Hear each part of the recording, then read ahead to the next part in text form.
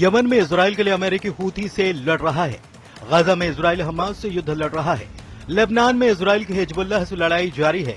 इसके साथ साथ अब इजराइल ने सीरिया में हमले शुरू कर दिए हैं। तो क्या इजराइल अमेरिका एर्दोआन से भिड़ने के लिए तैयार है?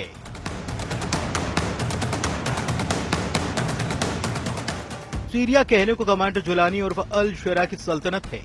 सीरिया में असल में चलती है एर्दोआन की। तुर्की के राष्ट्रपति के दम पर कमांडर जुलानी ने दमिश्क पर लड़ाका ग्रुप को जीत दिलाई है, लेकिन अब कमांडर जुलानी नेतन्याहू के रडार पर आ गए हैं। इजराइल ने सीरिया में हमले शुरू कर दिए हैं। गोलान हाइट्स पर तैनात नेतन्याहू आर्मी सीरिया के कई शहरों को जला रही है। पीएम नेतन्याहू ने हमास को जो धमकी दी है वो इजराइल के सभी दुश्मनों के लिए लास्ट वार्निंग है। नेतन्याहू के फौलादी इरादे ने इजराइल के दुश्मनों को दहला कर रखा है। क्वाइटर प्राइम मिनिस्टर ने हमास को जमींदोज करने का ऐलान किया है। नेतन्याहू ने धमकी दी है कि हमास का सफाया बहुत जल्द होगा, गाजा पर कब्जा होगा। नेतन्याहू की धमकी का असर ये हुआ कि गाजा के लोगों ने हमास के खिलाफ पहली बार जोरदार प्रदर्शन किया। गाजा के नागरिकों ने हमास को टेरर ग्रुप बताकर गाजा से बाहर निकल जाने का फरमान सुना दिया है। हमास की हैसियत नेतन्याहू ने नाप दी तो हूथी लड़ाकों को ट्रंप बेमौत मार रहे हैं। अमेरिका के हवाई हमले से यमन में बारूदी बवंडर आया हुआ है। ट्रंप ने सभी हूथी लड़ाकों को नर्क भेजने की धमकी दी है। उधर हूथी की तरफ से ऐलान किया गया कि लड़ाका ग्रुप ने इजराइल में 2 मिसाइल धमाके कर बदला ले लिया है। हूथी ने इजराइल पर जुल्फिकार और फिलिस्तीन 2 मिसाइल से हमले का दावा किया है। उन मजलूम फिलिस्तीनी लोगों के समर्थन में और उनकी बहादुरी के साथ एकजुटता में हमारी मिसाइलों ने इजराइल के शहर जाफा में बेन गुरियन हवाई अड्डे को निशाना बनाया। इसमें एक जुल्फिकार और दूसरी हाइपरसोनिक फिलिस्तीन 2 मिसाइल थी। हमारा ऑपरेशन कामयाब रहा। हूथी के धमाकों से नेतन्याहू बेफिक्र हैं। ईरान के समर्थक हूथी लड़ाकों से अमेरिका निपट रहा है, इसलिए इजराइल ने नया मोर्चा खोल दिया है। इजराइल सीरिया में घुसकर बेहिसाब बारूद बरसाने लगा है। अब ऐसे में सवाल उठ रहा है कि क्या सीरिया में इजराइल और तुर्की का युद्ध फाइनल है? एर्दोआन की धमकी तेल अवीव में एटम बम फटेगा? क्या इजराइल तुर्की को उड़ा देगा? हूथी के बाद एसटीएस लड़ाकों पर फटने लगा ट्रंप का बम।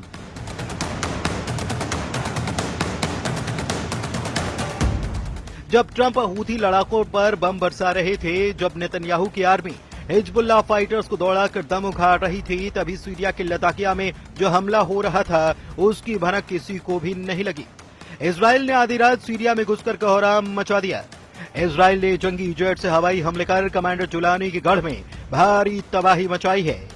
इजराइल की एयर स्ट्राइक इतनी जोरदार थी कि बम धमाकों के बाद लगी आग कई किलोमीटर दूर तक दिखाई दी। बम विस्फोट का शोर लताकिया में पूरी रात सुनाई देता रहा। हवाई हमले के बाद सीरिया में इजराइल आर्मी ने ग्राउंड ऑपरेशन कर हथियारों का बड़ा गोदाम तलाश निकाला है। इजराइल के हवाई हमले के बाद सीरिया फ्रंट पर महायुद्ध छिड़ने का सायरन भी बजने लगा है। सीरिया में इजराइल की टक्कर तुर्की की सेना से तय मानी जा रही है। तुर्की ने सीरिया में जबरदस्त सैन्य तैनाती शुरू कर दी है। कमांडर जुलानी कई लड़ाका ग्रुप और कुर्द फोर्सेस के साथ इजराइल से युद्ध के लिए तैयार हैं। नेतन्याहू सीरिया फ्रंट से कब्जा छोड़ने के लिए तैयार नहीं है। इजराइल का दुश्मनों से निपटने का अनोखा और बेखौफ स्टाइल है। इजराइल दुश्मनों को बर्बाद करने तक नहीं रुकता, लेकिन सीरिया में इजराइल को लड़ाका ग्रुप के साथ महाशक्तिशाली देश से भी टक्कर लेनी पड़ सकती है।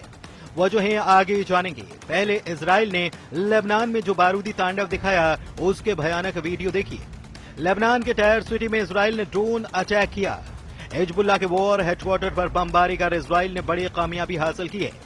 आने दक्षिणी लेबनान के टायर में ड्रोन से मिसाइल दाग कर हिजबुल्लाह के टॉप कमांडर को मार डाला। इजराइल डिफेंस फोर्स ने बताया कि मारा गया टॉप कमांडर रादवान फोर्स का बटालियन कमांडर अहमद अदनान बाजीजा है। अदनान बजीजा जब मारूद के करीब डेर दघैया में गुप्त ठिकाने पर पहुंचा तो उसे मिसाइल से उड़ा दिया गया। नेतन्याहू आर्मी के ताबड़तोड़ हमले युद्ध विराम समझौते के बाद भी जारी हैं। इजराइल युद्ध के हालात में दुश्मनों का क्या हाल करेगा इसे समझना मुश्किल भी नहीं, लेकिन अचानक इजराइल से सभी फ्रंट पर क्यों तूफानी हमले शुरू हो चुके हैं?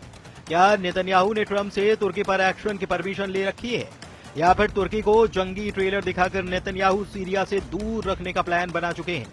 क्योंकि लेबनान हमले की पुष्टि इजराइल ने की है, लेकिन सीरिया अटैक पर आधिकारिक बयान नहीं दिया गया। सीरिया मीडिया में इसराइल के लताकिया स्ट्राइक गोलान हाइट्स पर हुए बम विस्फोट के बाद अंजाम दी गई है, जहां पर इसराइल सेना को निशाना बनाकर रॉकेट धमाके किए गए थे। इसके जवाब में इसराइल ने दुश्मनों के अड्डे पर जंगी जेट से धावा बोला। सीरिया की न्यूज एजेंसी सना के मुताबिक इसराइल के निशाने पर हिजबुल्लाह लड़ाकों के गुप्त अड्डे हैं। लताकिया बंदरगाह के करीब शहरों में अब भी हिजबुल्लाह फाइटर्स ने अड्डा बना रखा है। हालांकि हिजबुल्लाह सिर्फ बहाना भर बताया जा रहा है। इसराइल का मकसद सीरिया में जमे रहने का है। नेतन्याहू नहीं चाहते कि बफर जोन से इसराइल सेना वापस लौटे, लेकिन मुश्किल यह है कि तुर्की की सेना सीरिया में तेजी से फैलती जा रही है, जिससे कि तुर्की इसराइल की टक्कर के आसार बढ़ से गए हैं। सीरिया और तुर्की ने सैन्य समझौता किया है, जिसमें तुर्की ने सीरियाई सेना की मजबूती के लिए ट्रेनिंग और हथियारों की मदद पहुंचाना शुरू कर दिया है। सीरिया आने वाले दिनों में तुर्की से बड़े पैमाने पर हथियारों की खरीद फरोख्त करने जा रहा है। एर्दोआन सीरियाई विद्रोहियों को हथियार देने और सैन्य समझौता करने की कोशिश में लगे हैं, जबकि कमांडर जुलानी सरकार को अब तक किसी भी देश ने मान्यता नहीं दी है। ऐसे में तुर्की के लिए सीरियाई विद्रोहियों को हथियार बेचना मुश्किल हो सकता है। तुर्की जुलानी को हथियार बेचने के रास्ते तलाश रहा है। इसके साथ ही सीरिया में सैन्य तैनाती बढ़ाने में भी जुटा है। पश्चिमी मीडिया रिपोर्ट के मुताबिक तुर्की ने पालमायरा हवाई अड्डा और T4 में सीरियाई हवाई अड्डों के बुनियादी ढांचे का इस्तेमाल कर तुर्की एयरफोर्स के लिए बेस बनाने शुरू कर दिए हैं। दावा किया जा रहा है कि तुर्की सीरिया में जमीनी और हवाई ताकत का विस्तार कर रहा है। तुर्की ने दमिश्क अंतर्राष्ट्रीय हवाई अड्डे के संचालन में मदद के नाम पर होल्ड बढ़ा दिया है। इसके अलावा उत्तरी सीरिया में सीरियन नेशनल आर्मी पर तुर्की ने पकड़ मजबूत बना ली है।